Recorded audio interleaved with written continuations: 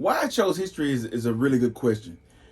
First and foremost, I've always been intrigued with the past. Even as a little boy, I saw myself reading encyclopedias and looking at history books, and so I had a interest in history from a young age. And so as I got older and I got into school, initially I wanted to be a public school teacher. Then I just decided to go ahead and get my advanced degrees, and so I've stuck with history up to this point, and it's worked out for me. One of the most important lessons that I've learned is a quote from James Baldwin. And in this quote, and I'm paraphrasing this, Baldwin says that history is a part of all of us. We don't see it, we don't hear it, but we carry it with us every day. And so when you think about what I just said, that is a formulation of our lives in so many different ways are touched by history. It exists with us. It is amongst us. We all have a history. I don't care who you are, what discipline you work in, it has a history. So history is very interdisciplinary in that sense, but at the same time, it's something that connects and touches all of our lives. Well, as it relates to the Black experience, I can see a lot of things that continue to happen. And just recently, just coming out of class today, we had a lecture on lynchings and this long history of violence against minorities in the United States.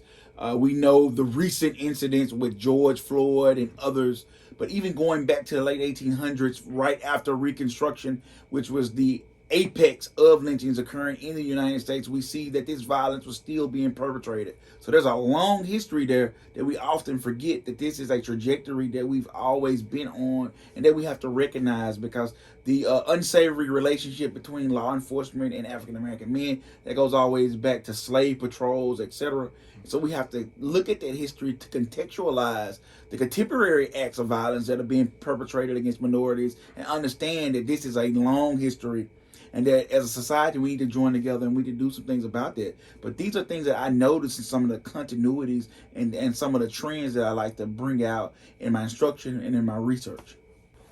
Well, this book was recently published in January of 2021. And so it was co-edited by Dr. Farrah Cambrice, Dr. William Hostin, and myself. And so when we conceived the idea for this book, we wanted to look at social justice in the context of Black and brown people. We know there's so much going on with protests as a result of George Floyd's death and other things that are occurring in minority communities, and we wanted to highlight that through this book, which is an edited volume of essays dealing with African American education, African American health, African Americans and police relationships, etc. We wanted to highlight Black and brown people's experiences in the United States. And through this book, we wanted to make sure that people understand that social justice is so important. We know we often focus on civil rights, and those rights are pertaining to, political participation. But when we think about social justice, that is so broad and inclusive of things that happen on the micro level in our communities that we deserve as citizens of the United States. And we cannot bring light to these issues unless we make sure that everyone has that level of social justice and is ensured in their lives. And so we know that minorities disproportionately experience discrimination.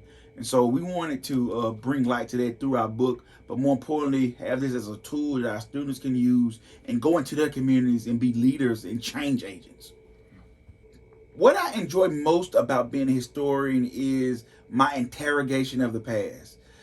We know recently that state legislatures all across the South have passed measures to limit what's taught in history through the anti-critical race theory movement that's going on. But it's unfortunate that's happening. But as a historian, I sit at a very important position in my community, in my family, and even at this university, to where I teach the past.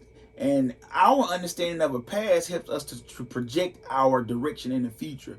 And so as that relates to people of color in this country and even in this state, we have not always got the best, we had the best experiences in this country, but we know that understanding where we went in the wrong direction in the past and we took detours moving forward, we need to ensure that we are able to obtain those ideals guaranteed to us by the United States Constitution and through the Declaration of Independence of Life, Liberty, and the Pursuit of Happiness. You know, we've been here, we fought for our country, we served valiantly, we're model citizens, and we always want to look forward to enjoying these rights. And we haven't always been able to enjoy those rights due to Jim Crow laws, segregation, discrimination, etc.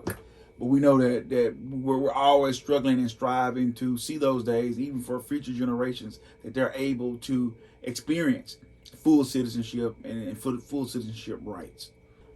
I would say to future historians, and the words of wisdom that I would give them is to be consistent. Make sure that you do the best at your job of